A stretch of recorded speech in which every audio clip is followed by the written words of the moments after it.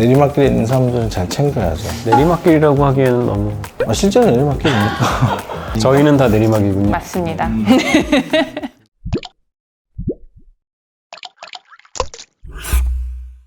다음 질문은 안과 검진 주기는 얼마나 자주 해야 하나요? 대답해 주시죠. 저는 이렇게 설명을 해요. 중요한 거는 시력보다 굴절률이잖아요. 굴절률과 시력은 다른 얘기인데 우리 애가 마이너스야 이런 얘기 하시는데 마이너스는 굴절률에 대한 얘기고 시력은 마이너스가 없습니다. 그냥 1.0 0.876 이렇게 떨어지는 게 시력이고, 굴절률은 이제 근시가 있으면 마이너스로 표현을 하고 원시가 있으면 플러스로 표현하는 건데, 이게 생각보다 바쁘신 분도 많고 애들을 좀 챙겨줘야 되는데 그게 안 되고 놓쳐버리면 심한 근시가 있거나 심한 난시가 있으면 어릴 때 발견해주면 우리가 알고 따라가는 거는 좋죠. 어린이 같은 경우는 저는 6개월마다 그냥 여름방학, 겨울방학 오시든지 봄, 가을 오시든지 이렇게 말씀드리고, 다음 시력이 좋지 않으면 조금 더 한 4개월마다 보고, 젊은 분들은 사실 뭐 매번 하실 필요는 없지만 사실 40대는 어떻게 보면 인생에서 이제 피크치고 떨어지는 시기이기 때문에 1년에 한 번 정도는 간단하게 시력 안압 재고 뭐 기본 검사라도 챙겨야 됩니다. 챙겨야 되고, 내리막길에 있는 사람들은 잘 챙겨야죠. 내리막길이라고 하기에는 너무 실제로 내리막길입니까? 저희는 다 내리막이군요. 맞습니다. 저도 이제 만 3세부터 보통 시력 검사가 일반적으로는 되는 것 같아서 그 이후로는 6개월에 한 번씩 오라고 하고, 근데 그 전에도 일단 예를 들어서 아이가 너무 몰려 보인다거나 뭐 너무 이제 이렇게 고개를 기울이고 본다거나 증상이 있으면 보통 오시니까, 그럴 때는 이제 기본적으로 할 수 있는 검사들을 좀 해봐야 된다고 생각을 하고, 그리고 40대에서 저는 보통 한 60대까지는 1년에 한 번 이상 없으면 말씀드리고, 60대 이후는 그래도 6개월에 한 번 정도 하시라고 말씀드리는 것 같아요. 당뇨 있으시면 얼마나? 당뇨도 한 6개월에 한 번. 네, 이상 없으면. 이상 없으면 6개월에 한 번. 저는 조금 약간 큰 병원에서 일하고 있어서 진료 대기가 되게 길거든요. 1년에 한 번인가요? 2년에 한 번인가요? 근처에서 한 6개월에 한 번씩 보시다 한 1년이나 2년에 한 번씩 오시라라고 말씀드리고 있습니다. 그리고 환자분들이 대기가 기시니까 편의를 위해서 맞아요. 그런 경우에는 주변에 이제 근처에도 잘 보는 병원들이 많이 있으니까 좋을 것 같습니다. 정말 검진을 위해서라면 오히려 가까운 안과에서 그냥 자주자주 6개월 간격으로 보시는 게 더 맞다고 생각을 하고요. 거기서 뭔가 이상이 발견되면 이제 오셔서 특수 검사들을 진행해서 진짜 병이 맞나 보는 게 맞죠. 네네.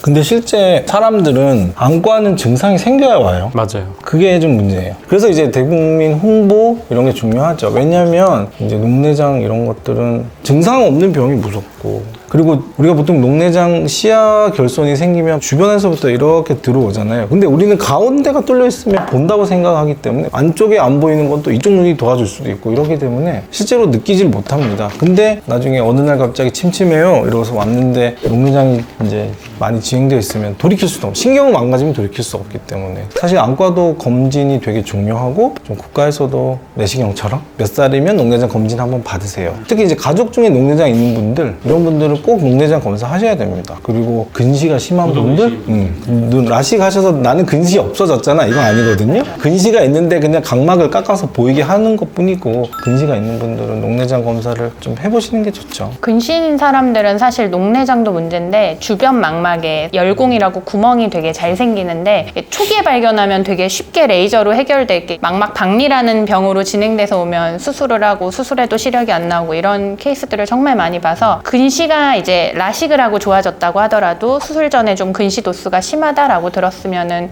그것도 사실 1년에 한 번 정도는 이제 망막 정밀 검사는 좀 근처 안과에서라도 받으시는 게 좋을 것 같아요. 증상 없는데 또 중요한 병이 당뇨죠. 당뇨도 보통 요즘은 내과에서 많이 보내주시는데, 증상이 없다가 갑자기 눈 안에 피가 차서 오시면 그게 또 치료가 늦기 때문에, 당뇨도 있으시면은 최소한 1년에 한 번에서 2번 정도는 안과에서 정밀 검사를 받으시는 걸 추천드립니다. 그리고 실제로 정밀 검사라고 해봐도 그렇게 어려운 검사가 없잖아요. 뭐 아프거나 되게 어렵거나 그런 검사는 없기 때문에 간단한 검사로 이게 다 진단이 가능한 질환들이 대부분이라, 특히 초기에는 1년에 한 번 정도는 좀 해보시면 좋은 것 같긴 해요.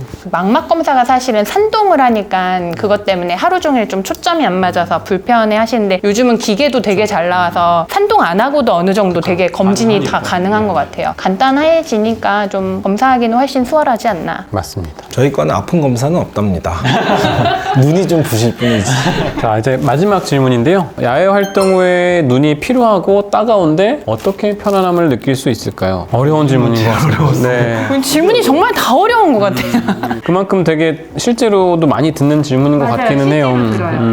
저는 이게 좀 알러지가 아니었을까라고 생각을 하긴 했어요. 저는 사실 햇빛 알러지가 있어서 야외 활동 많이 하면은 저녁에 들어가면 진짜 피부가 많이 따갑거든요. 그래서 뭐 이렇게 막 보습크림 많이 발라주고 그래야지 다음날 좀 난데 너무 자외선 같은 데 많이 노출돼서 아니면 야외에 있는 꽃가루나 이런 거에 노출이 돼서 유독 더 따갑게 느끼시는 거 아닌가라는 생각이 좀 들어서 그런 경우라면은 인공눈물 차갑게 해서 좀 눈에 들어간 먼지나 꽃가루 같은 걸 좀 헹궈주시고 빨리 주무시고 이렇게 하시거나 평상시에 알러지가 실제 있으셨다면 가지고 계신 알러지약을 저녁에 점안하고 주무시는 것도 한 방법이라고 생각했어요.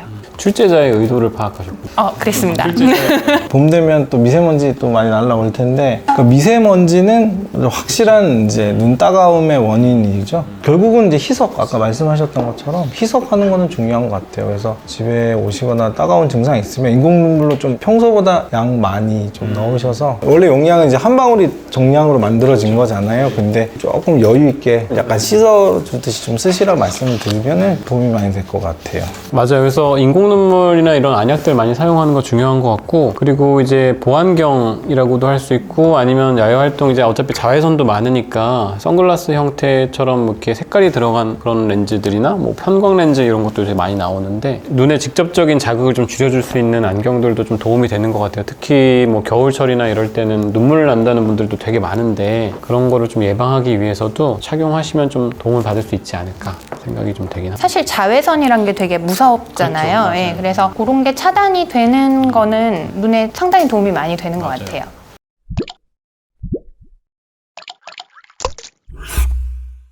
네, 이렇게 오늘 IQ 첫 번째 시간을 가져봤는데요. 일반인 분들께서 좀 궁금해 하실 만한 광범위한 주제에 대해서 이야기를 나눠봤고요. 조 이사님은 오늘 촬영하시면서 어떠셨나요? 첫 시간이다 보니까 조금 긴장을 많이 하긴 했는데 생각보다 분위기가 또 편안하고 이게 대답하다 보니까 되게 재밌네요. 왜 지금까지 이런 거에 관심을 안 가지고 있었나. 막 조금은 더 환자분들 이렇게 하시는 질문들에 교과서에 없는 내용이다 하고 차단하지 않고 조금 열심히 귀 기울여 봐야겠다고 생각이 들었습니다. 저도 사실 오기 전에 긴장 많이 했고 오늘 영상이 흑역사로 넓을까봐 오늘 말씀 제일 많이 하신 것 같은데. 뭔가 이런 느낌이었어요. 분량이 충분했나요?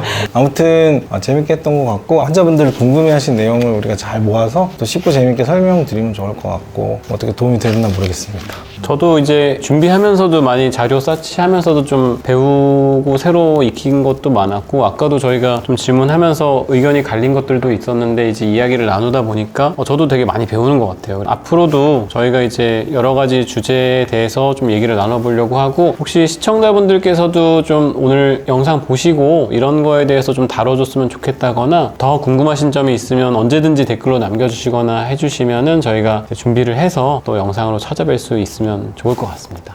네, 그래서 오늘 영상은 여기까지고요. 안과의사의 채널 좋아요와 구독, 알림 설정 하시면 더 이제 유익한 영상 많이 받아보실 수 있으니까 많은 사랑 부탁드립니다. 여러분의 눈금증이 풀리는 그날까지 IQ는 계속됩니다.